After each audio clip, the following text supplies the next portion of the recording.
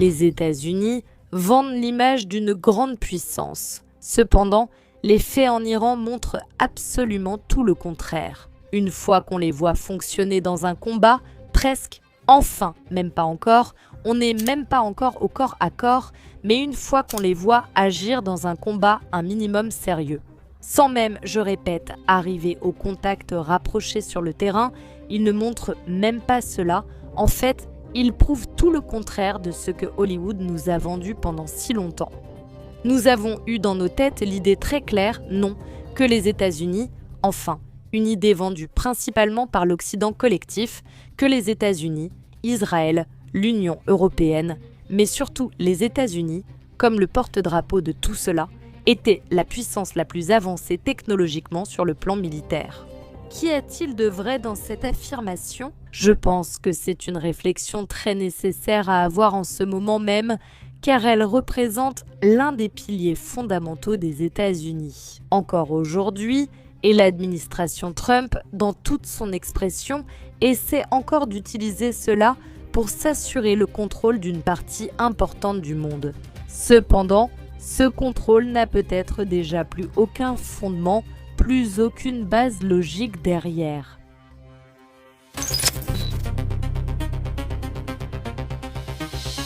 Comme fait récent, nous avons ces deux avions ravitailleurs KC-135 qui, selon la partie américaine, sont entrés en collision récemment dans un espace aérien ami, en plus de l'Irak.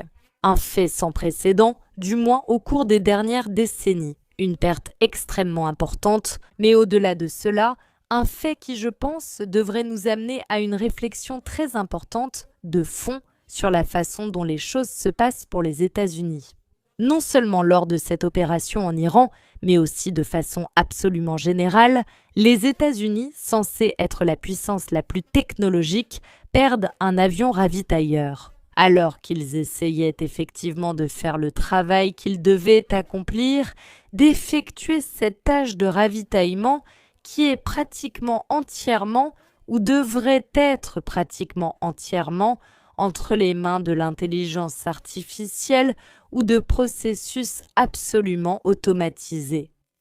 À cela s'ajoute le fait des récentes attaques des États-Unis qui, disons-le, n'ont pas été particulièrement précises. Elles ne se sont pas particulièrement bien passées. J'allais dire, il faut mentionner cette école en Iran, d'accord ? Même la majorité des médias occidentaux revendiquent la responsabilité américaine de cet acte terrible. Ce qui représente, de toute évidence, si cette information est vraie, un crime de guerre, la pire chose qu'un pays puisse faire contre un autre. Et ici, une fois de plus, les États-Unis vendent maintenant le message que l'intelligence artificielle choisit des cibles pratiquement en temps réel et en direct. Est-ce que cela fonctionne de telle manière que cela leur assure un travail beaucoup plus rapide, beaucoup plus efficace, qui leur garantit en définitive des résultats bien meilleurs que s'il n'y avait pas eu cette intelligence artificielle dans les combats du côté des États-Unis? Mais alors, où cela nous laisse-t-il vraiment, le pays le plus technologique, avec les meilleurs avions et la toute dernière technologie? Qui perd des avions lors d'un acte de combat absolument normal? Et dans le cas où cela serait dû à une attaque de l'Iran, cela soulève également beaucoup de questions concernant les proxys iraniens.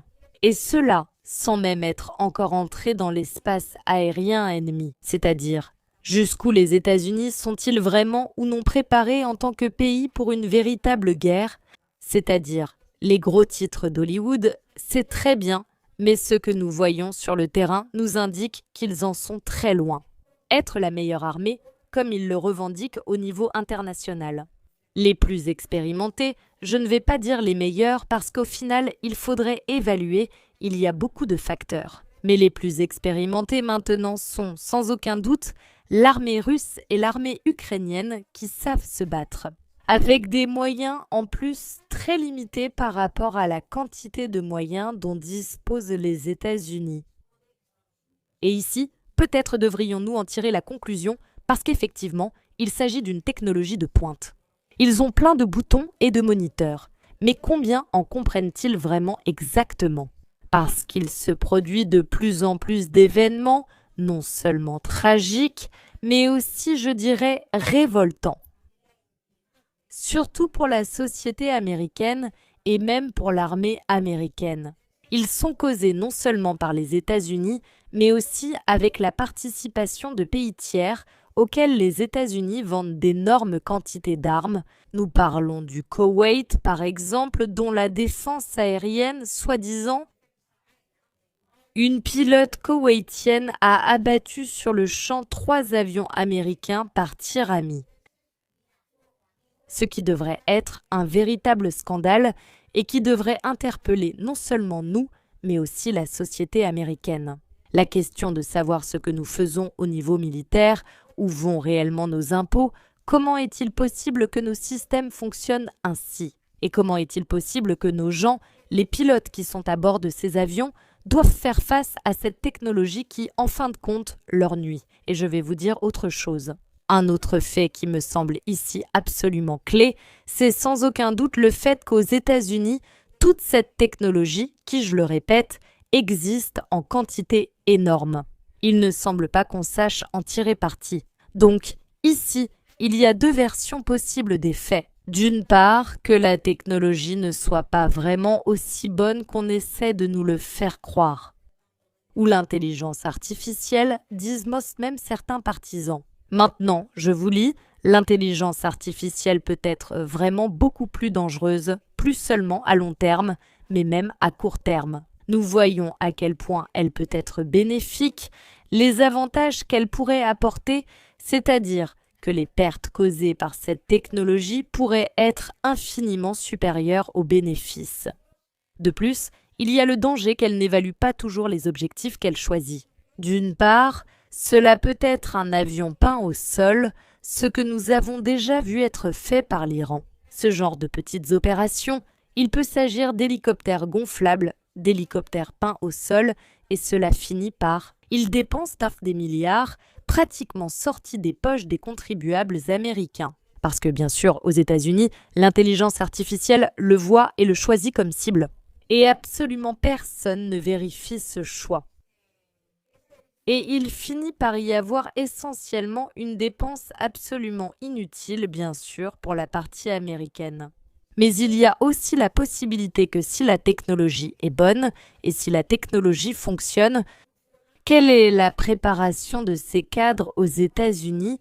Que se passe-t-il et pourquoi montrent-ils une performance aussi médiocre sur le terrain? Et cela en tenant compte du fait que nous ne sommes même pas encore entrés dans une situation de combat réel. C'est-à-dire, les États-Unis ne jouent pas encore un rôle actif sur le terrain. Il n'y a eu aucun débarquement de troupes. Personne ne nie, bien au contraire, qu'aux États-Unis, il y ait et puisse y avoir de très nombreux militaires, même très bien formés. Mais combien de ces cadres, rien qu'en termes de probabilité, sont actuellement présents dans les opérations en Iran?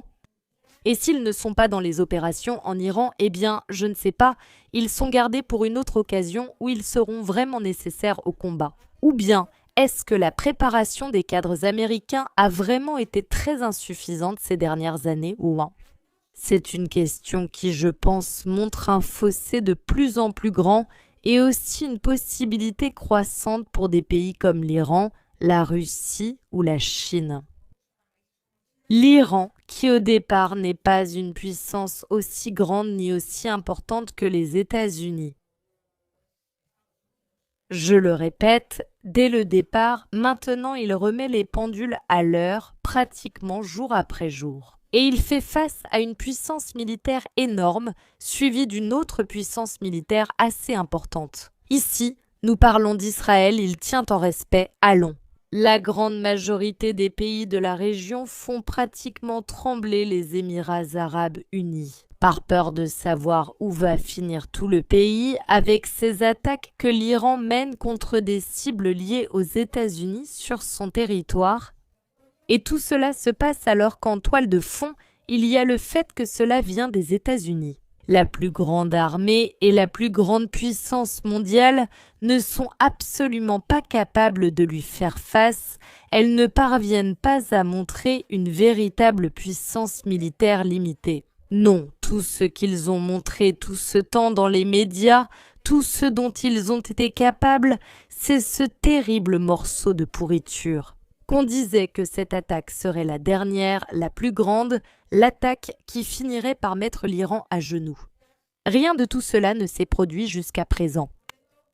Pendant ce temps, le détroit d'Ormuz reste bloqué. Pendant ce temps, l'Iran continue d'avoir un contrôle presque total sur tous les. Ce qui passe par le détroit d'Ormuz, c'est une quantité infime comparée à ce qui passait auparavant par le détroit en termes de marchandises de toutes sortes et de toutes tailles. De plus, les États-Unis doivent, pour cette première raison, réduire les tensions et alléger les sanctions contre la Fédération de Russie. Ils doivent constamment s'en sortir. Il y a des déclarations qui se superposent à d'autres déclarations. Une véritable folie médiatique s'est déchaînée sur la tête de Trump, car ici aussi cela a fonctionné. L'establishment démocrate fonctionne et essaie de tirer profit de la situation, c'est-à-dire assurer à Trump une défaite totale aux élections qui arrivent cet automne. Et je le répète, tout cela se passe avec le message hollywoodien. Derrière l'idée que les États-Unis sont une grande puissance militaire, la plus grande puissance militaire que la Terre ait jamais connue. En réalité, ils ne le font pas seulement maintenant au niveau du leadership militaire. Un ridicule très important et très préoccupant pour l'image de sa population en Iran. Mais ils font maintenant en sorte que la Russie, l'Iran et la Chine apprennent. Ils offrent toutes les informations sur l'expérience qu'ils ont ou qu'ils n'ont pas, sur leur système, sur la façon dont ils fonctionnent ou ne fonctionnent pas.